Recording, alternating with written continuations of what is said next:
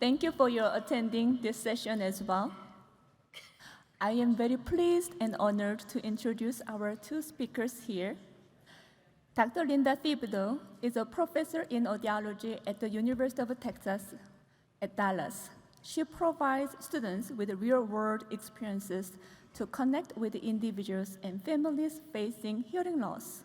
Her research at the Callier Clinical Research Center focuses on evaluating speech perception in people with hearing loss and auditory processing skills, as well as assessing amplification systems and hearing assistive technology.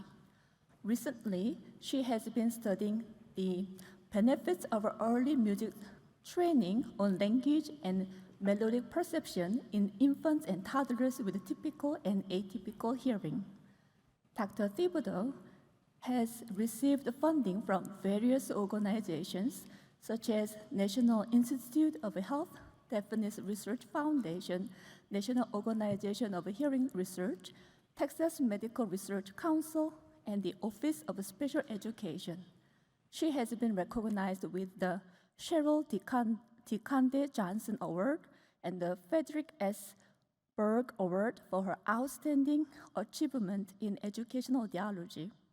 Dr. Thibodeu has also held leadership positions, including co-author, co-chair of the NC Committee for Electric Acoustic Evaluation of Hearing Assistive Devices and Systems, editor-in-chief of the Journal of the Academy of Rehabilitative Audiology, and president of the Academy of Rehabilitative Audiology.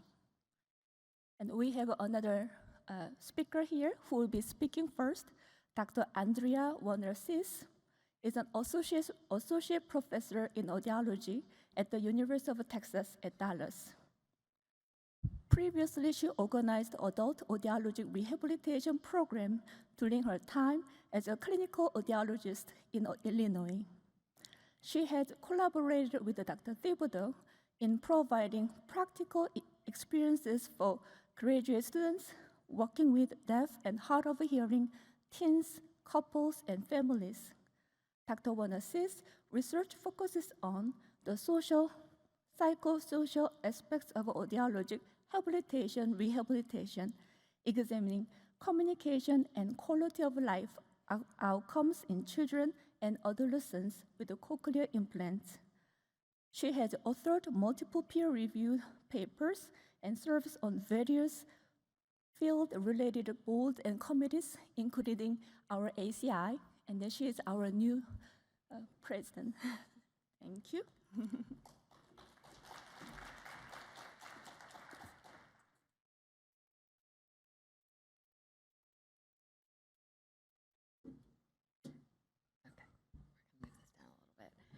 Okay, so thank you for coming to our session, and also thank you for moving in. You guys are going to be so excited for what we're doing. But right now what we're going to do is talk about our session. So post-implantation therapy just really benefits adults too, and I think that's something that we tend to forget. So just a little bit about us. Both Dr. Thibodeu and I are from the University of Texas at Dallas. So here are some images from our center. So you can see we have two different campuses. We have one in Richardson, Texas, and one in Dallas. So the Callier Center for Communication Disorders actually preceded the University of Texas at Dallas. But you can see what our campus looks like. It's really changed quite a bit. And if you're wondering what that really bizarre thing is at the top middle, that is the University of Texas at Dallas mascot. His name is Timok, which is the word comet backward because we're the comets. He is terrifying. I don't know who designed him, but I just thought you guys should know that. You know, everyone knows all the other mascots. I don't think he's quite as well known as some of the other ones. So shout out to Timok. Here are our disclosures. And we're going to go ahead and get started. So here's our overview for our talk today. And we're going to start with the rationale for post-implantation therapy. So why should we be doing therapy with our cochlear implant recipients who are adults? And I'm going to start with what I know best, which is quality of life. And if we think about these adult cochlear implant recipients, they often don't, I'll go back here, they often don't receive auditory or audiologic rehabilitation, even though the evidence supports that it's beneficial. And several programs exist that can be incorporated into clinical practice, and that's what we're going to talk about today.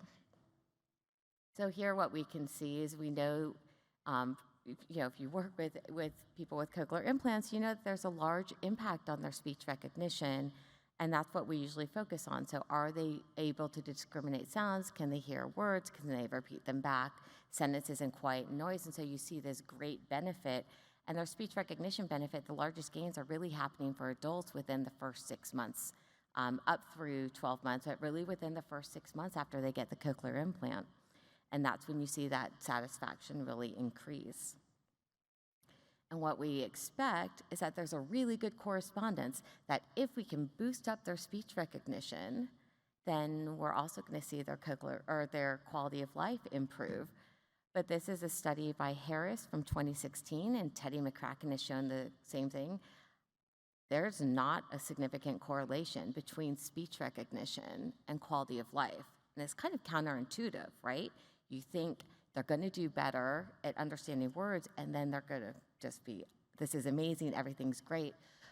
But part of the reason that this might happen, that there's not a good correlation, is that the people who are doing the poorest with speech recognition, if you go from 10% to 50%, that means that their level is 50%, but that's a 40% difference. So for them, that's huge. So it might be an incremental thing. So maybe if we would look at change in speech recognition, maybe that would give us a better correlation. And this is work from Teddy McCracken recently. And so Teddy has, he developed the quality of life questionnaire called the CI2023. You can see all the information about this particular study on the right or the left side of the screen. But what this is showing is the different domains of the CI2023. I'm just going to do this so I can see the screen over here. And you can see that there's global, so what does global quality of life look like? That's really positive. And you can see the different domains, so global, communication, educational, entertainment, environment, listening effort, and social. And what McCracken found was that it's this ecologically valid measure that there were the highest scores for emotional and social and the lowest for listening effort. So definitely seeing impact on quality of life, but not necessarily equally across all of these different domains. If we think about other aspects of quality of life, so that's kind of global quality of life. If we think about other aspects of quality of life, like social well-being, what we know is that adequate social interaction and friendships form the foundation for your social well-being. And so if you think about people who are deaf and hard of hearing, that they tend to withdraw from those conversations, that they tend to have social isolation, that's going to decrease how they're feeling about themselves and their interactions with others. So we know that social isolation has a negative effect on their quality of life, but if they have perceived social support, so if they have that social network, that support network, that can improve their quality of life. And if we think about mental well-being, so depression, anxiety, aggression, things like that, we know that in general, adults who are deaf and hard of hearing compared to peers who have typical hearing, that they have higher levels of depression, they rate anxiety at a higher rate, they have lower confidence in their abilities, and you're going to turn it down a little bit? You're going to put me on the stool? I knew I should have worn the high heels today. Is that better? I feel like this does feel better. This is what it's like to be tall. And self-esteem, because I feel they lose their confidence, and so it's much harder for them to communicate. So looking at after the cochlear implant, there's been research across multiple studies, and I just wanted to put this up here so you could see kind of how things change. So after getting a cochlear implant, they're feeling more independent, that they aren't reliant on their significant other as much, more confident in their ability to communicate, their self-esteem increases, that they're having more benefits at work or in school, depending on what their situation is, that they feel like they can do more at work, they're getting more opportunities at work because they can communicate more effectively with a cochlear implant. And things that decrease is that their depression levels. That's a good thing. We want that to decrease, right? And I know you're probably wondering, and if you're not, I'm going to make you wonder now. So on the left side, I said that there are higher levels of anxiety. There hasn't been a lot with adults looking at their anxiety levels after implantation. So I don't know about that. I would assume, I would like to say that it's lower, but I actually don't know research that's supporting that. And I just want to come back to this, that when I said here that they're feeling more independent, the cochlear implant user is feeling more independent, and that's also reflective here in the significant other. So there's have been a few studies that have asked the significant others of cochlear implant users who are adults, what is the effect of having a cochlear implant on you? And 90% of them, the CI users will say that it affects their significant others. And the ways that it's affecting them is that it's less of a burden on them for communication, that they don't feel that they're always the one who has to kind of interpret or relay the information to their significant other who has a cochlear implant, that they're able to engage in more life activities because their significant other can hear better, they feel there's less dependency on them, and also there's less stress on them. So this isn't just about the individual who's deaf and hard of hearing who has a cochlear implant. It's about their entire family and how they communicate together. We think about other aspects of quality of life. So we have mental well-being, social well-being, and the third pillar is physical well-being. And this has to do with their energy, with their fatigue level. And what we know about physical well-being is that after implantation, cochlear implant users are showing greater vitality, physical function, less fatigue, and less listening or cognitive effort. So that's general about quality of life and what are the rehabilitation strategies that they're using. And with that, there are some specific rehab strategies that can be listed here. There are different things that they can do. Setting realistic expectations as a clinician, that's our job, to help them know this is what to expect. So you don't want to overpromise anything, but you want to underpromise and overdeliver. But you want to make sure that they have realistic expectations. It's going to take time for them to learn to interpret the new signal.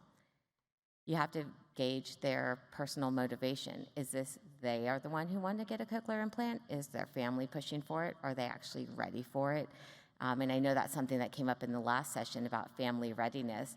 So you have family readiness, but you also have personal readiness, and what are they ready to do? A strong support system. So I indicated before that having that strong support system is beneficial for them to get the most out of their cochlear implant, that they can practice those skills, that they have other people that they want to communicate with, and that kind of goes along with their motivation as well. And then finally, there are some specific rehab strategies that can be used. So different things such as assistive listening devices to help them on the TV, to help them talk on the phone, listen to audiobooks or podcasts. So while we're talking about that, a lot of times that's what we tell them to do. When you get your cochlear implant, there might not be a specific group for you to go to for rehab, but maybe if you listen to audiobooks, then at least you can follow along while you're listening. And I know some people have done that. There was one man who I remember, he would listen to the radio all the time, and he didn't understand it. He said it sounded like static. And one day he heard, it's cloudy, and he's like, oh my gosh, I can hear a word. So listening to things that you're familiar with. Anna Retch, who was up here before, who had the really cute, she was the one who was a kid who's now a young adult. She said that she listens to audiobooks all the time and podcasts all the time on any topic, and that's how she really practices and gets better listening with her cochlear implant. But we tell them, listen to audiobooks or some computerized auditory training, or maybe there are some cochlear implant support groups that they can go to help benefit them. And there are some specific groups. So Nancy Ty Murray, that's a picture of her on the left. She created an auditory training program. It's changed names a couple of times. Right now it's called Amplify, like Amplify, but a little bit differently. I think we have it on a slide later. But with this, it's really focusing on 3 different aspects of auditory training. So one of them is analytic training, so recognizing those different parts of speech like phonemes. There's synthetic training, which is what is the gist of the message. And then cognitive tasks, so understanding speech no matter what is said. So that has to do with your executive functioning, your mental capacity, your auditory attention, auditory working memory, and putting things together at a cognitive level. And that kind of goes along with the AB session earlier that was talking about cognitive aspects of hearing and a lot of the research that's been coming out in the last 5 years. And with this, what is the benefit of offering audiologic rehabilitation? Well, it's something that's specific to the audiologic field, but also I should say speech-language pathology as well, particularly because they're the ones who can get reimbursed for it and not us as audiologists. It is a source of untapped revenue, so there are ways that you can bundle this, so that's something that we'll talk about a little bit later.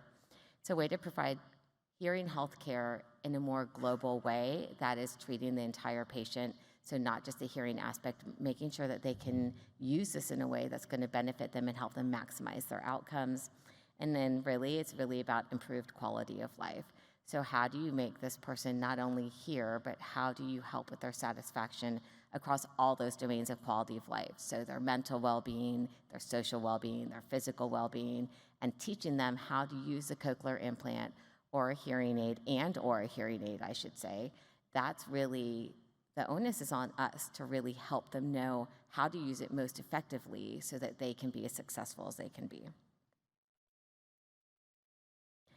So this is a study by Nancy Ty Murray, and I realize it's about 10 years old, but it's still really pertinent here.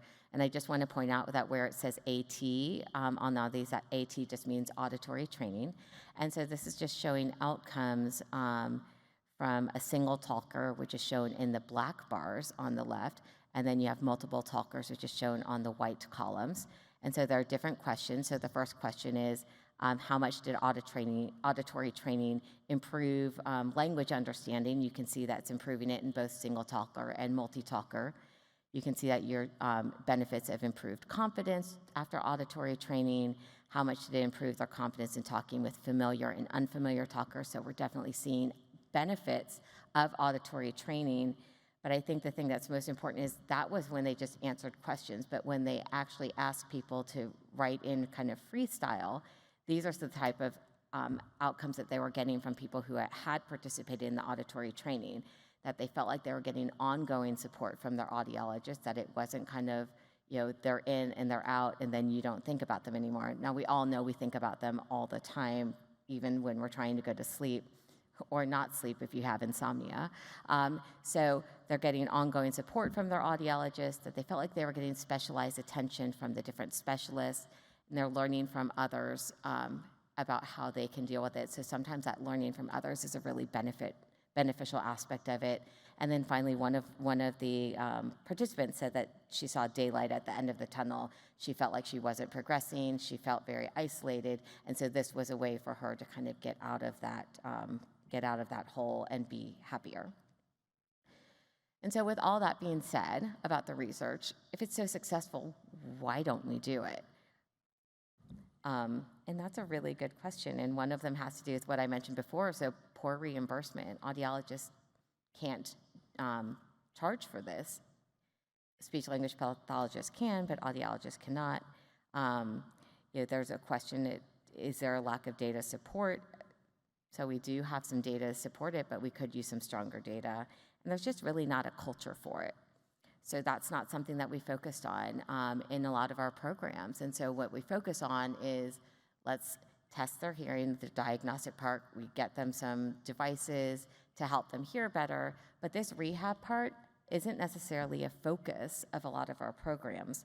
And that's on us. That's on us to change that culture. And that's what we're really trying to do with some of the different training programs. So in our training program, we're trying to change the culture that this is part of the services that we should be offering to adults who get devices. So whether it's a hearing aid or a cochlear implant, that we're going to help them in all aspects of their life.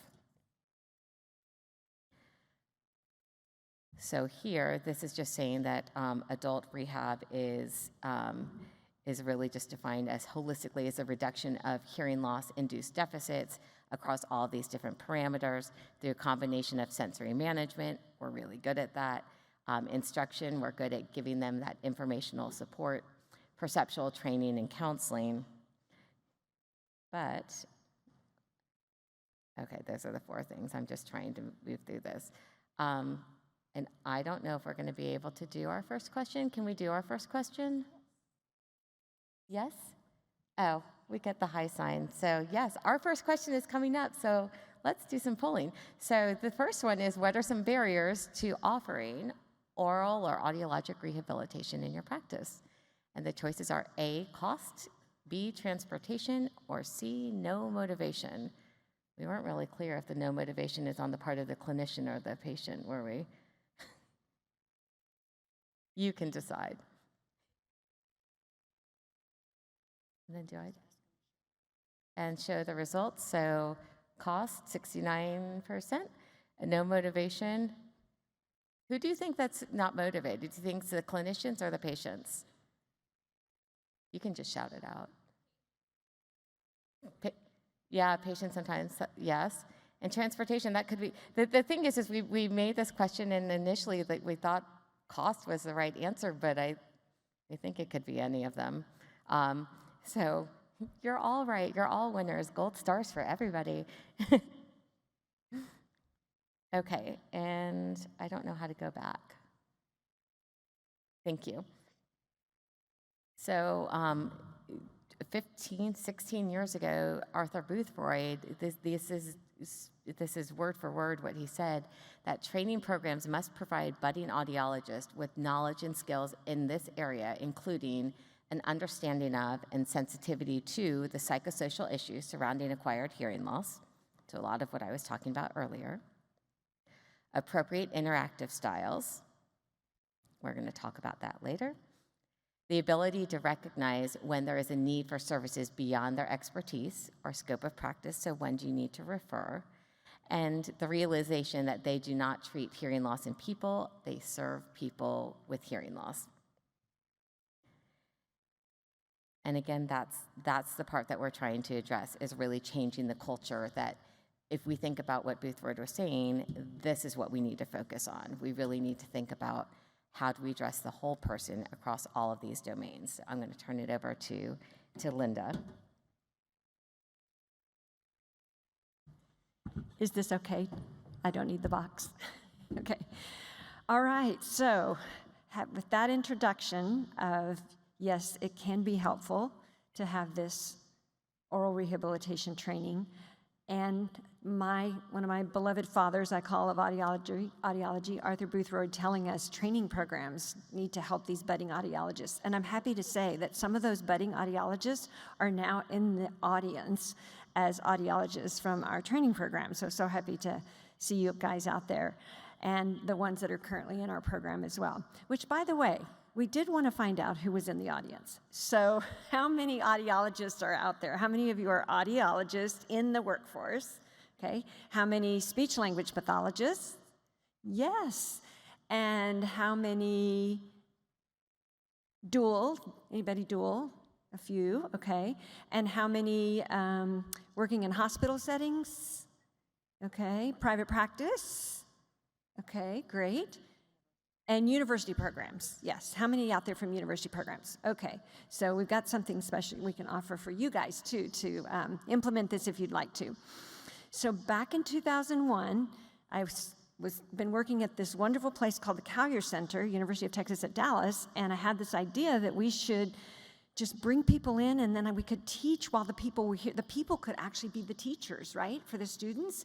And so we started this week-long intensive program, and we called it Specialized, or if we offered it in the summer, we could call it Summer Intensive Auditory Revitalization Conference. So I had this big banner made, SIARC. And in the beginning, we called it the Rehab, Specialized Intensive Auditory Rehabilitation Conference. But then as I got older, I thought rehab sounded kind of slow. and old, and so, but we had the banner with the R in it, so we changed it to revitalization because I think that sounds energetic, and it sounds like you're gonna come to this workshop and leave better than you started when you came.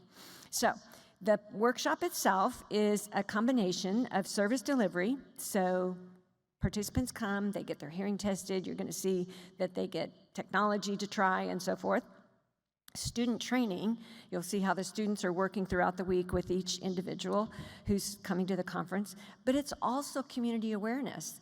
And the wonderful thing about this part of the conference is that our students actually get to see that you can make a difference in the community when you go out to hotels and ask for assistive listening devices and they pull the box off the shelf and dust it off. And then perhaps when they get out into their real world jobs, they'll be continuing that effort to inform and increase our community awareness of tour guides having assistive technology so that people who come for the tour can hear as well. So when we do this workshop, it's a unique opportunity for adults who are deaf and hard of hearing and their communication partners. So as Dr. Warner-Czyz was saying, that it's about the family, and so we want them to bring their family members. And typically it's a husband and wife, but sometimes it's a mother and a daughter. Sometimes it's an aunt that comes one day, a cousin who comes the next day, a husband that comes the next day. So whoever can come and learn with the individual. And they're going to experience the benefits of cooperative learning in a social environment. There's a big movement now, I'm not sure how many of you might have heard some of the talks at AAA about social prescribing and how when we are allowing our patients to become socially engaged and recommending and encouraging those opportunities, we're affecting their ability to maintain some of the cognitive skills that can be lost when they're just sitting in isolation. So we want to teach this and have this experience with a social component to it as well. So as I said, a week-long intensive program, actually about 5 days, designed for couples and communication partners, and the AUD students, and we take speech-language pathology students as well, get paired with a couple for the whole week. And they're given the opportunity to attend classes, but also try assistive technology, or maybe even a hearing aid for the first time, or maybe connecting their cochlear implant to a phone for the first time. So the students are there to help them with whatever we can do to maximize their communication and social engagement.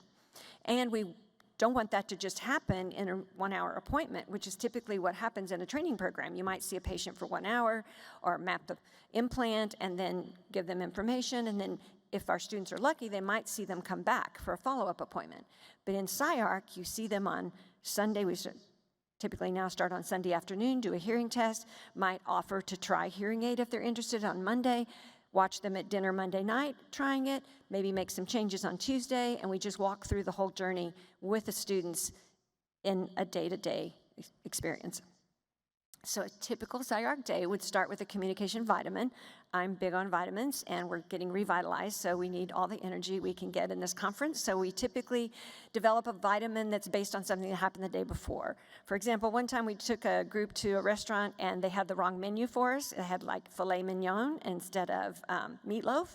And so we had to kind of be flexible about what was going to happen because they didn't have the menu that we had negotiated. So we wound up having things that we could, still enjoy, but we had to change our expectations and be flexible. So that would be an example of a communication vitamin. And then at the end of the week, we summarize all those vitamins. I usually print them on a little card, and I say for refills, come back to SciArc next year. And we do have people that return, and they say, I'm doing great, but my wife needs a refresher. So they do come back. Then in the day routine, we then break into small groups, and we'll have a couple of sessions in small groups, and typically our size is about 16, and we have 8, like 4 couples typically in one group, and then 8 in another group. That's about all we do in our sessions, primarily because that's about the amount of technology that we have access to or that we can keep up with in the learning opportunities, because we're going to meet with those students every day to talk about those patients and what do they need and what are we trying. And so, we have a limited amount of time to get things moving. So about 16 is what we have in our groups. We'll have a break. We'll have another small group. We have lunch right there in the building that we're doing this workshop in. And then we want to take them out for a lecture or take them out for a tour or have a guest speaker come in. We've had Nancy Ty Murray, Mark Ross, Arthur Boothroyd, a lot of rehab experts come in and add to our conference. And then we typically go out for dinner in a noisy restaurant. Not the first night. We want to keep it pretty controlled and not have them be unsuccessful, of course, and want to come back the next day. So we typically have that dinner catered in the first day. But then we'll work our way up to noisier restaurants as we're teaching strategies. And then the final day on Thursday, typically by noon, we're not going to end our conference at 5 o'clock when everybody's tired and worried about traffic. We end about noon, and we have a group sharing, and everybody shares what the highlight of the conference was for them. And it's very eye-opening. The participants, we had one gentleman once who really barely said a word the whole week, and then just spilled out at this final sharing everything that he learned and how it's changing what he and his wife can do and interact. So it's so important for our students to see that couple interaction and what a difference they can make in somebody's life.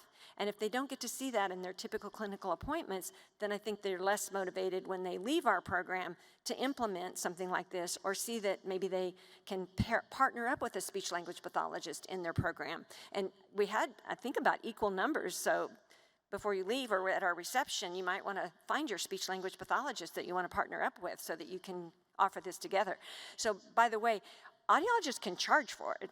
We can charge anything we want for anything, but it's whether or not they're going to get reimbursed. That's what she meant. Well, yeah, it's okay.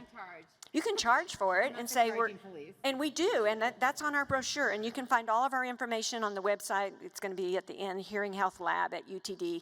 But we charge for it because I want the students to know this is something you charge for. But we also offer a lot of scholarships, and I get manufacturers to support that. And because it's a training program, that's probably, part of their motivation for offering that support. But I always tell my students, never hurts to ask. So ask for support to offer these sessions if that's your main reason for not pursuing this. So here's a typical schedule. Just pulled one from 2014. So you can see this time we were starting on Monday. Participants come at noon, and then we had a welcome, an audio class. And as you can see, the audio class is kind of in that peachy orange color, I guess. And then if you look across Tuesday, Wednesday, Thursday, you see that every day you have an audio class. And then we have a communication strategies class, and you can see in blue that that's happening again on Wednesday. And then we have our speech reading, and that's the light blue as well.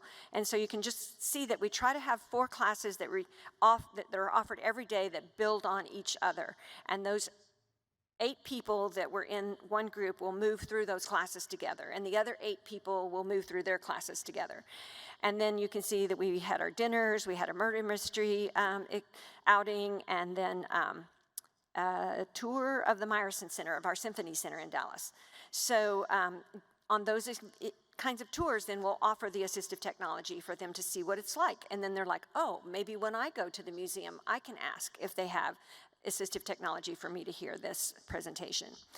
So the goal is to have that real world experience.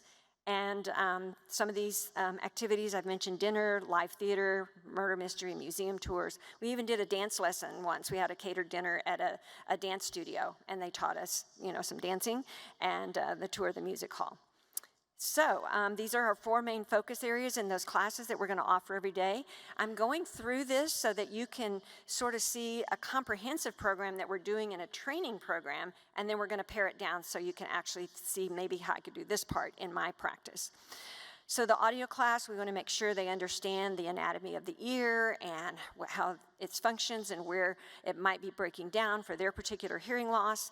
We always do the video otoscopy. When I started, it was a big TV screen, and we would, take this, otoscope and take the picture. Now we do it with a wireless device that we specular we put in the ear, and they see it on a smartphone.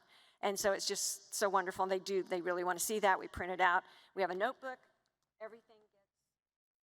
Everything gets filed in the notebook, all the test results, so they can take it home and refer back and go over things with their audiologist or ask a question. Hey, can we do this testing where they put a little microphone in my ear? I want that done again. And so they're learning. It's kind of like Audiology 101. We want to make sure they understand the audiogram. And when we do the audio class and we're testing hearing, it's not the typical appointment where the wife is sitting over here reading the magazine while he's in the booth. The wife is sitting beside our student, and the student's instructing her to put circles for the right ear, X's for the left ear, so they're actually participating in that, and then they switch. And even if she says, oh, I don't have hearing loss, we came just for him, well, it would really help our students to get more practice. So why don't you go in the booth and let your husband be on this side so he can see what happens. So everything is also framed as you're really helping our students learn. Thank you for coming, sharing your experiences. And sometimes that's the best way we get our older men to come, because they're like, what, you want me to go to a class? And we're like, but you have so much to teach, and they feel good about that. Then we have a couple of assessments that we really want to do to be comprehensive, to see where we can help them the most. And one of them is the telegram, that I think is a way that we can hit a lot of the important areas that we need to cover in rehabilitation, whether they're hearing aid users or CI users. And then the COSI questionnaire. And many of you are probably familiar with the COSI questionnaire, where you get very specific information about their specific communication challenges. But you may not be so familiar with the telegram. So we're big on acronyms and audiology, and I think have been called the queen sometimes of acronyms. So the telegram is an acronym, so hopefully when you're in an appointment with a patient, you can just think, telegram. I did the audiogram, telegram. What should I should ask about the telephone. I should ask about their employment. How are they doing? I should ask about legislation. Do they know? Do they travel a lot? Do they know they can ask for assistive technology? Entertainment, groups, recreation. One thing I want you to take away today, alarms. How many of you, she talked about not sleeping at night.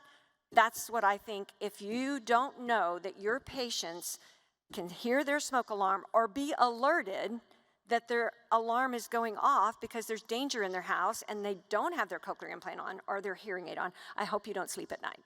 It's that important. We're the ones, right, that should be addressing that. So if you don't remember any other letter on the telegram, A for alarms, and that could be smoke and danger alarms, it could be your alarm clock to wake up, it could be the doorbell. And so we want to make sure that they can all hear that. And so I realized over the years, coming from a speech path background and audiology, that audiologists are known for kind of liking numbers and graphing things, right? So maybe we could put rehabilitation on a graph. And so that's why we put the telegram on a graph, and you can mark whether they have little difficulty or more difficulty. So you go through each letter there and find out how they're doing. And the last one is not really an activity per se, it's members of the family. So do you live alone? Do you live with teenagers? You know, that's another communication challenge. Do you live with a normal hearing adult? So you mark everything on there about how they're doing, and then you can use this in combination with the audiogram to explain their sensory loss, to come up with a comprehensive assessment of their communication needs. And then you may be able to take that as your guide for assistive technology. And so we want to be sure you remember what the A in telegram means. So we have a poll. It's going to go real quick. What does the A in telegram mean if you don't take away anything else from the talk? Okay, so you're voting. Pretty easy, and the answers are?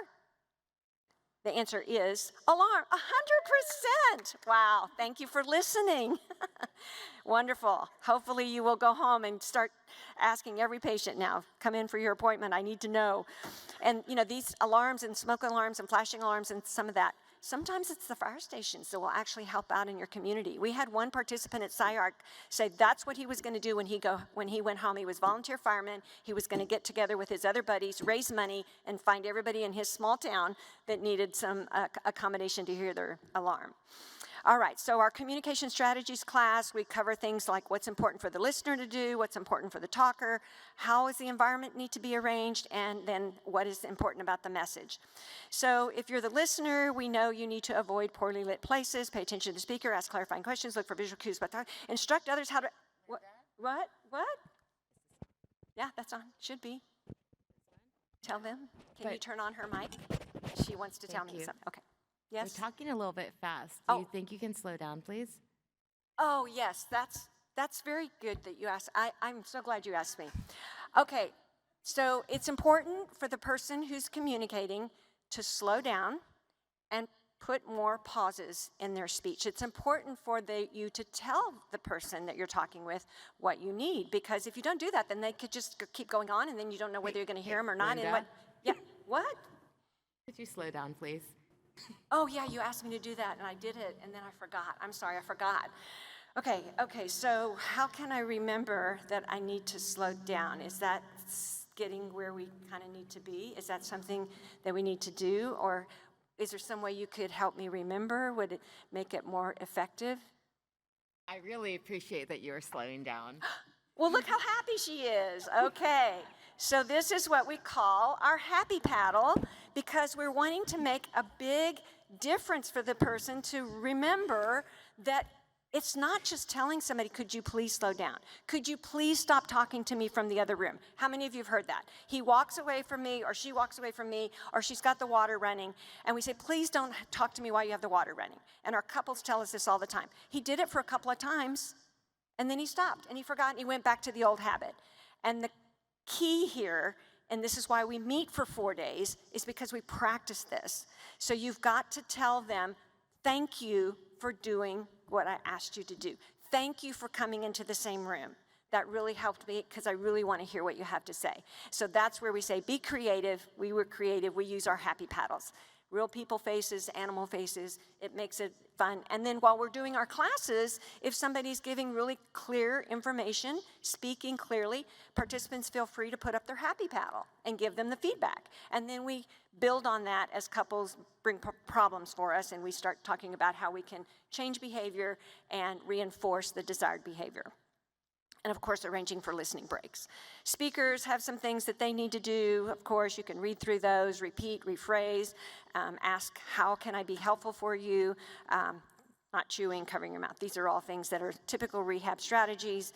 Working in the environment, changing the distance, of course, between speaker and listener. Having the lighting. Oh, now we know why there's bright lights here, so you guys can see my lips and read my face. But if you want the light on the speaker's face, and so the person with hearing loss needs to be, like if I'm looking out in the audience, it's really hard for me to see because the lights are blaring in my eyes. So it's better to have the light behind the listener with hearing loss, so it's shining on the face and illuminating the face of the person they want to talk to so they can see. So the listener's back should be towards the light. And then always try to improve acoustics in your environment. Okay, another big part of our SciArc week is the hearing assistive technology. And typically, there's many kinds, but we're trying to pick up sound close to the source and transmit it directly to hearing aids or cochlear implants, and help reduce the effects of distance and noise and reverberation, which is very amazing when you're standing up here that I didn't notice when I was out there. Then it can help in many environments, but it's not to be used in place of hearing aids or cochlear implants. But we do have kits that we can have our participants check out for the week and then try them when we go out to restaurants. And in these classes, we'll demonstrate a lot of assistive technology or invite manufacturers, CapTel or someone to come and talk about their programs and what's available. And I wish we had time to go into a lot of the different connections that we have, whether it's a bilateral cochlear implant patient, bimodal, or bilateral hearing aids, unilateral, or maybe just a mild hearing loss or attention difficulties that we can help with digital modulation systems. So pretty much everything we're using these days is digital modulation. I know I hear still a lot about FM, but FM is pretty much going by the wayside. That's on a lower frequency range. Digital modulation is on 2.4 gigahertz, but it is not Bluetooth. If we're talking about like Phonax product, that's their own proprietary wireless protocol, okay? So be sure we use the word Bluetooth correctly. We're using Bluetooth when we use those transmitters to connect to their phone so they can hear it in both ears. But digital modulation is what's happening between those transmitters that you're seeing there, the Roger On, the Roger Select, the mini mic, to the different receivers. They could be installed in the hearing aid. The receiver be installed in the implant in some of them. And then we can attach also to the base through a audio shoe or adapter of some kind. Okay, I wanted to also say that an important part of our program is to demonstrate what it sounds like to have a hearing loss and what sounds are missing. So they're gonna connect me now to the internet, thank you, because this hearing loss simulator by NIOSH is a real easy, just click on that link, and here we are. We can go over here and say, well, we have no hearing loss, or we can predict the hearing loss. We can go there, and then we can say, let's predict a hearing loss for somebody who's been working 35 years with an exposure level of 110. And right here, it's showing us across the pitches the reduction in audibility that would be predicted based on that experience. And then you can play that for someone. Let's see what we hear. You can prevent hearing loss by keeping away from loud noise. Wear earmuffs. And what's really nice about that is that the patient can then see that you're not getting the high pitches. But then if we talk about, well, now we could go and put on a hearing aid. It's not going to make your hearing perfect, but let's say that we were able to restore your hearing such that it was just a mild hearing loss, then you could hear speech like this. You can prevent hearing loss by keeping away from loud noise. Wear earmuffs. And then you can show them that all the speech information becomes audible. Or you can add background noise and then show them. You can prevent hearing loss by keeping away from loud noise. Anyway, a lot of different things you can do with that NIOSH program. And there's other websites out there that also simulate cochlear implant, what might sound like cochlear speech through a cochlear implant or music through a cochlear implant. So you can Google for those. And let's go back to the PowerPoint now. And I can go this way. There we go. So we also include information about American with Disabilities Act, so they know about that. I'm going to move on. In Texas, we have a STAP program where an audiologist signs off that they have hearing loss, and they can apply for an accommodation, an assistive device to help them hear on the phone. And I did a survey once of all the states and found that most states have a program like this that will provide some kind of assistance for telecommunication, and it's typically supported by an extra tax on your phone bill. So another class we offer is the coping strategies, where we want to help them face and deal with responsibilities, problems, difficulties in a calm manner. So we talk about ineffective coping, such as bluffing, which is a common problem, even people with normal hearing, guilty, and what problems that can lead to. And people aren't really going to be willing to talk about that if you just have a one-day workshop. So this is where building every day, trust with the group, they're going to be willing to share. Or maybe once a week you meet with the group. We want to avoid, ineffective coping is also when you just avoid going. I'm not going to that party. That's just going to be, too noisy. Or denial. I don't have any problem. It's your problem. Or maybe just dominating the conversation. Then you don't have to worry about missing out on conversation because you keep talking and nobody else has a chance to talk. So that's another ineffective way. And then effective coping, using strategies, advocate, asking what you need, use technology, use your sense of humor, which you're going to see in a minute. 15 Solutions is another group activity that's very helpful in our workshops. And that is where we're going to come up with a problem. So let's say the problem is, I have trouble when we're riding in a car on a long trip, and the car's noisy and I can't hear. And we write that on the board, and then we go around the room and ask everybody to give a possible solution.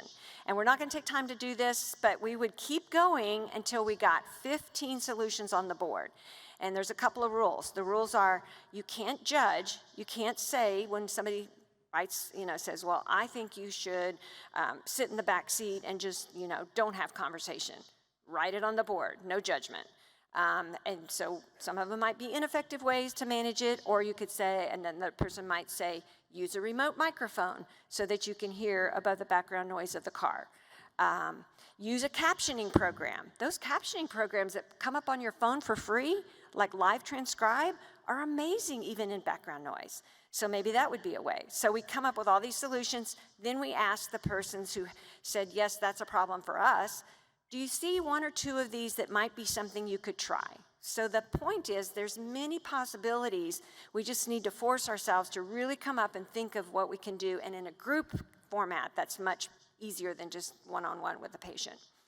Now, the auditory and speech training, speech reading training, Andrea's already talked about. So we start out talking about the acoustics of sound and speech sounds, particularly the high-pitched, low-intensity sounds and why they're so hard to hear. Make sure they understand that speech banana. And then we want to talk about how if we don't train our brains, especially when we get the hearing aids and get the cochlear implants, there can be neural changes, and in some cases, it might be ineffective such that we have regions of the cortex that are no longer responding to high frequencies because they got no high frequency input. Now we put on a hearing aid and we're giving high frequencies, and we need to train the brain to now make use of that information again. So a couple of programs that we use in our workshops are LACE. Anybody using LACE? And most of these the two that I'm going to talk about, you can offer on like a subscription basis to your patients, or you can give them the information and they can sign up for the programs. This one covers some training in speech and noise, rapid speech, competing speaker, auditory working memory, and communication strategies. The other program that she mentioned already, Amplify, is pretty interesting that it's changed over the years from the original version, which you see there, a game with a airplane flying through the mountains, and these things are going to come flying at it, and they're listening for discriminating sounds, or a poker game where this one sounds the same, this one's different, and you get lots of reinforcement and earn points and all of that. And then you can even have your clinics competing against each other if you want to get real organized with that. It's changed from just those games to offering this comprehensive program. And I want to point out, you got week 1, week 2, just basic information, understanding hearing diagnoses, controlling your listening experience, all the way over to, let's look at week 10. They even talk and have a module on using nutrition to prevent hearing loss and relieve tinnitus. So there's a lot of information in this computerized auditory training program besides just listening to this analytic level of distinguishing sounds and some of that. Okay, but I also want you to, I'm sure many of you that are doing your cochlear implant programs already know that Advanced Bionics, MED-EL, and also Cochlear they all have information on their websites about training programs, so do seek those out. We don't have time to go through those. But I want to tell you the final session of SciArc is where we're going to then go through the notebook. They have a section in here with dividers for each class that I mentioned. Go through the material, make sure they have all the handouts if they want to refer back to them, and then we're going to make general recommendations. The students are going to sit down, the patient report.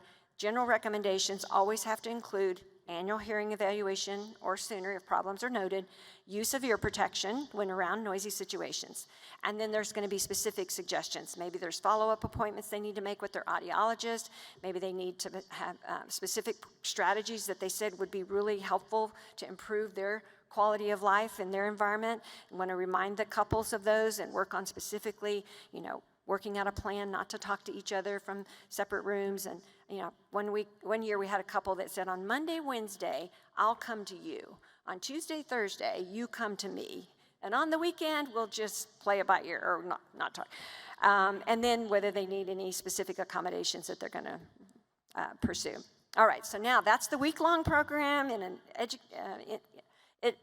university environment. How are you going to do that in the real world? So I have done a little bit of private practice, and when I offered it, it was one night a month. And so you could come and you didn't necessarily have to sign up. We just knew it was always the first Tuesday of the month we were going to have classes. And then we could offer some communication strategies 1 month, and the next month could be speech reading. And then you could repeat it so that if they missed the speech reading class, they could come back and do that again. Then when the month it was going to be offered. Maybe on weekends or off hours. And then your format could be in person, which is ideal, building those relationships, but we have done it virtually. I'll show you how we did that. And then what I want to say is, instead of this big circle, the SciArc with these 4 classes with all that information, if you just pared it down and you just did an audiogram, an audiogram, of course, and you just did a telegram to find out what those needs are and how they're doing in those areas of their life, and then you did these Rehab ABCs, okay? So I've got another acronym for you. It's ABCs. So now you have to remember, telegram stands for this, ABC for this. Then you could have covered a lot of what we do in SciArc, okay? So if you take anything away, again, telegram, ABCs. Let's see what those are.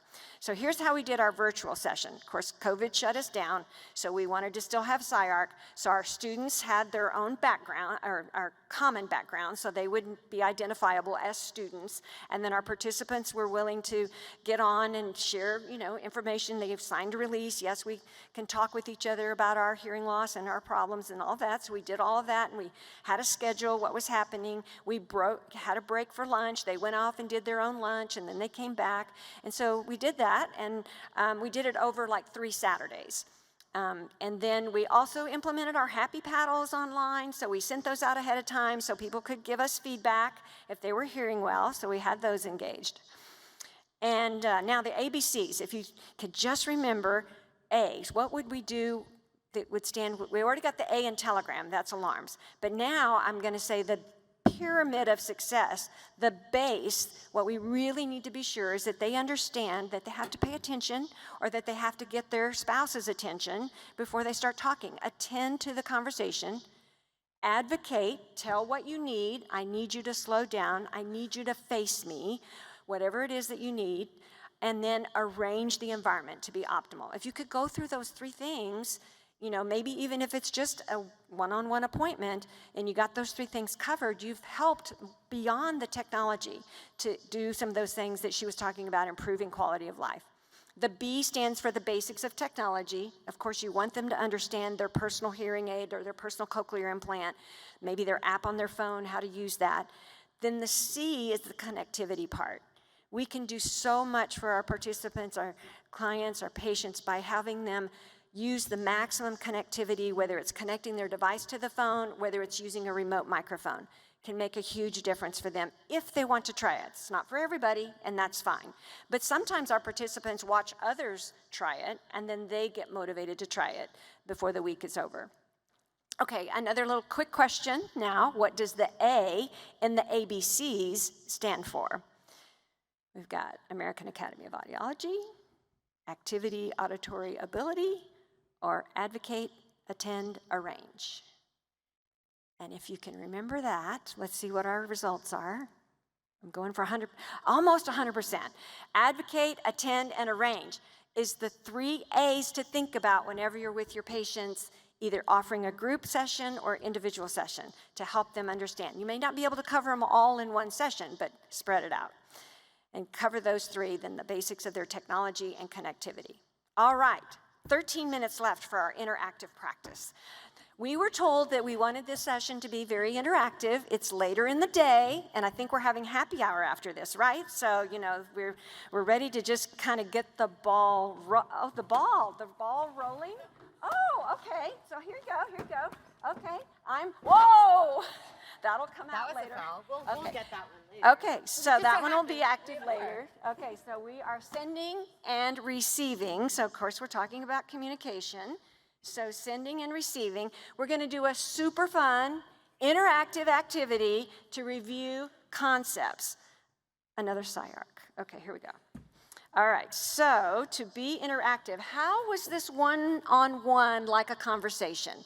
You can just yell it out. We've got students that are going to bring you a microphone if you just raise your hand. How is this like having a conversation? There she goes.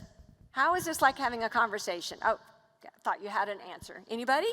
Turn taking. Turn taking. Yes, very good. What else? Yes, right here. We're looking at each other? Yes, we have contact. We're getting her attention before I throw it, hopefully. Or anything else? Yes? One's not taking all the time. One's not continuing. Dominating, Yeah, yes. dominating. I'm not holding on to it, not giving her a chance. Okay, so those are all great. I'm using the wrong button here. So also, it was pretty calm. We were, not getting excited and too noisy. It took kind of minimal effort, except I missed that one. I should have given more effort. That was my fault. There was a sender and a receiver, and you could easily recognize those. Okay, so now we have more noise going on. How are we going to make more noise? Okay, we're going to make more noise because you guys are now going to be, whoops. Oh, well, our plan is here to get these out. And you guys are going to keep the conversation going. Okay, students, come get my balls and keep them going. Come get the balls. Maybe we have to do a volleyball hit. There we go. Keep the balls I am going. not a volleyball player. Keep the balls going. Keep the balls going. All the way back. Yeah, even the ones in the back who thought they didn't have to do anything. Keep the balls going. Woo! Is that it? No, we got one more. Oh, that one's too low.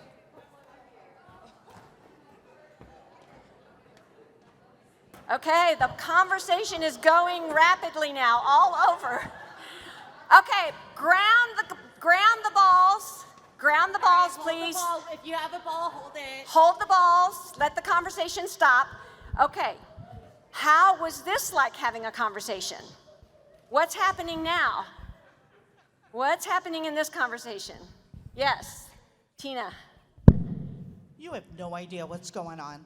You don't know what's going on. There's so much going on. Voices around you. You can't tell who's talking. What else? How is it like? Was it calm? Not so much anymore. There was more noise. Bit of chaos. Maybe hard to know when it's your turn. Some of you had your backs turned and the balls were coming at you. I'm sorry, I'm hitting the wrong. There we go. It should go to the next one. You have to point it. Multiple senders and receivers. Okay, we got raising a hand back there. Some of the students are going to bring you microphones. There are more people involved, and they're all having a good time. Yeah, more people involved. Did anybody never get to touch a ball? Did anybody never? Did you feel left out? You did. Yeah, you were not part of the fun. Not anymore. Okay, somebody over there had a comment in the back? No, we're good? Okay. So if yes, so maybe if you felt left out, oh, another comment? You don't know where to look. You don't know where to look? Yeah, where it's all coming at you from different angles. Yeah. Okay, so after a while, you may just feel like you want to leave. All right, so now we're going to keep those balls going again. So balls in conversation. Again. Out go the balls. Yep. Out go the balls There's again. one up here too. Try to get everybody in the conversation. Okay, ground the balls. Halt the conversation. Okay, now we have a question for you. Let's say that you did leave the situation when it was noisy and a lot of people talking. What kind of coping would that be? Anybody have an idea of the coping strategy, coping we talked about? What'd you hear? Avoidance. Okay, is there another umbrella term for that? You might want to look on your ball and see if there's a hint. Woo, good. Ineffective coping. Ineffective coping. All right, so now let's see. I have to get over here. What would be another way to handle the large, noisy communication experience? You might want to look at your ball and see if there's a hint on there. If you've got a ball in your hand, anything on there that would be an effective coping strategy? Using a remote microphone? Using a microphone, remote microphone at a party, noisy situation. Yeah? Moving to a quieter area. Moving to a quieter area, absolutely. Anything else in a very noisy environment? Anybody come up with that? Asking people to look at you, speak clearly and slowly. Yes, ask what you need. And maybe arranging the environment where you can get to a quieter place in the room. Maybe using a live transcribe program to help. Okay? All right. Now you're going to have to stand up now. And I want you to stand up so that your back is to somebody else's back. So look at the person next to you and stand back to back. Okay? So you back to back. Okay? Start your conversations. Start conversations. Start throwing the ball. Balls in motion. Go for it. All right, you have to hold the ball. You have to throw the ball. Go too. for the balls. Balls in conversation. Oh, the conversations are dying. There should be 12. There should be 8, 10 balls out there. There we go. Oh, they're going way over to the other side. See, these guys. Oh, that's great. They're not even They've been very participating left over out there. on this side.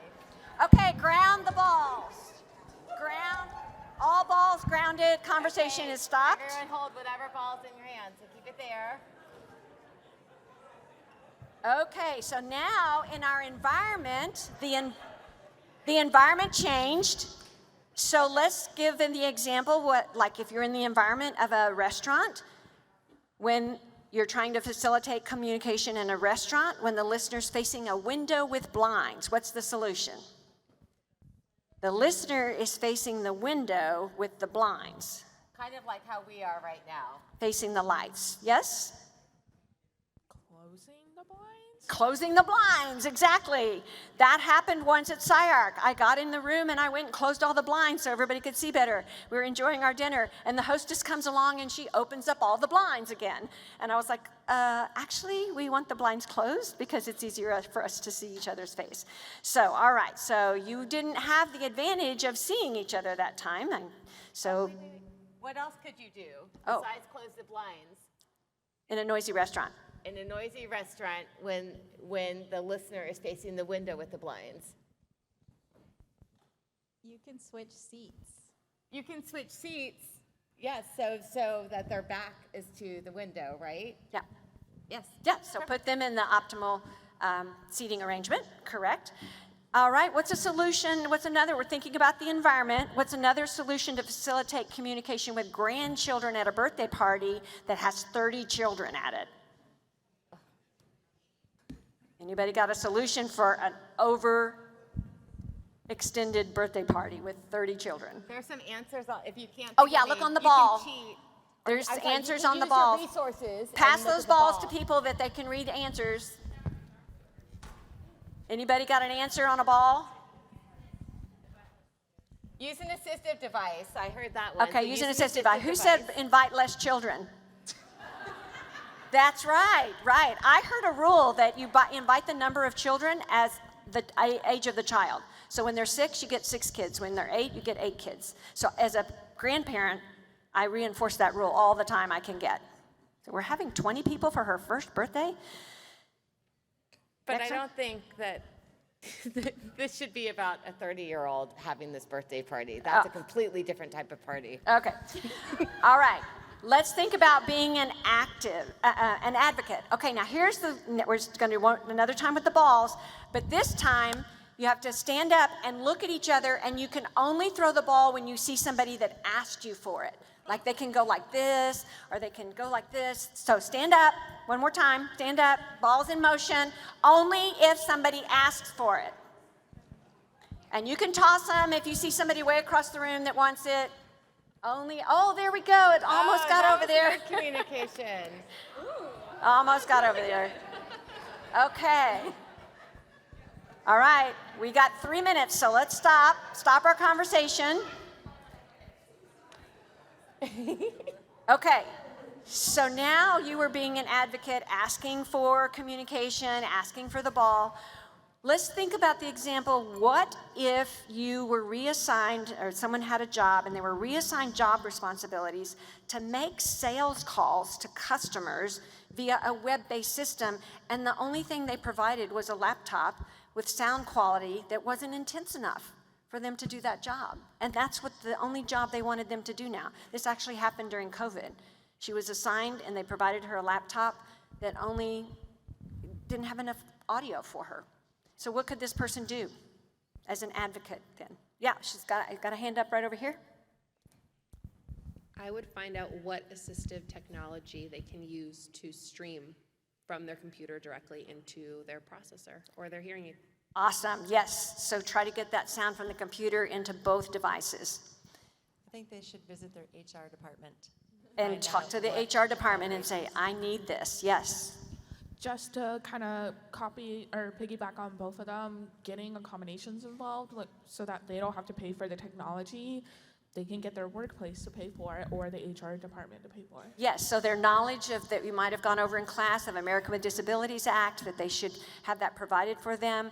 Sometimes people don't feel confident enough to do that, but when they're in a group and other people are telling them, you should do this, then they get that sense of confidence to make things better for themselves. Also in Texas, we have Texas Workforce Commission that we can connect them with to encourage them to make that appointment to see if they can get some assistive technology that way to help them in their job, not just in their job, but in other things too. So, all right, so enough of our fun.